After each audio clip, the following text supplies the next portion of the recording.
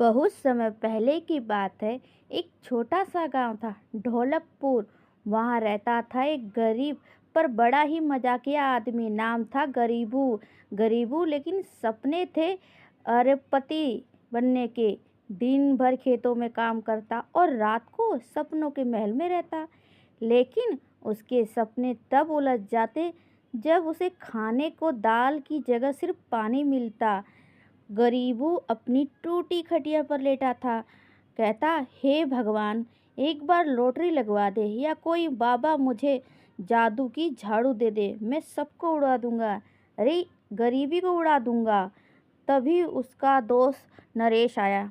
अरे गरीबू, सुना है क्या?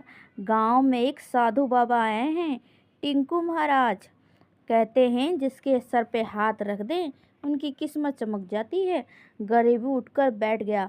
अरे वाह, अब मेरे सिर पर चांदी ही चांदी होगी। चल भाई, बाबा जी से मिलवाओ। बाबा टिक्कू महाराज का बड़ा तंबू गांव के एक पीपल के पेड़ के नीचे लगा हुआ था। लोग उनके पास अपनी समस्या लेकर आ रहे थे, कोई नौकरी की तो कोई दूल्हा बनने की। बाबा टिंकू हंसते हुए, बच्चा, संसार माया है, लेकिन माया अगर ज़्यादा हो तो बुरा भी तो नहीं है। गरीबू जब पहुंचता है तो सीधा बाबा के पैरों में गिर जाता है। गरीबू, बाबा जी मुझे अमीर बना दो, रोज आटे में पानी मिलाकर सूप पीता हूँ। बाबा, बच्चा चिंता ना कर, तेरे भाग्य में पलट दूंगा, लेकिन एक शर्त पर। बाबा, क्या शर्त? ये कि तुझे अब 7 दिन तक उल्टा बोलना होगा, यानी जो मन में है उसका उल्टा बोलेगा, तभी तेरा भाग्य सीधा होगा। गरीबी, अरे बाबा, अगर मैं उल्टा बोलूँगा तो लोग मुझे लठ से सीधा कर देंगे। बाबा, तो समझ ले, अमीरी तुझे लठ खाते ही मिलेगी। पहले दिन गरीबू बाजार में जाता है। रामू हलवाई, क्या हुआ गरीब भैया? गरीबू, मुझे जलेबी नहीं चाहिए, बिल्कुल नहीं चाहिए, गंदी चीज़ है। रामू सोचता है कि शायद गरीबू को सच में बहुत भूख लगी है और शर्म से उल्टा बोल रहा है। वो 1 किलो से जलेबी मुफ्त में दे देता है। दूसरे दिन, पंडित जी, गरीबू भगवान का नाम ले लो, भला होगा। गरीबू, भगवान? अरे मैं तो राक्षस को पूछता हूँ। पंडित जी डर जाते हैं और गरीबी को फ्री में प्रसाद और दान दे देते हैं, कहीं श्राप ना दे दे। अब गांव वाले सोचने लगे कि गरीबू के पास तो हर जगह से मुफ्त चीज़ें आ रही हैं।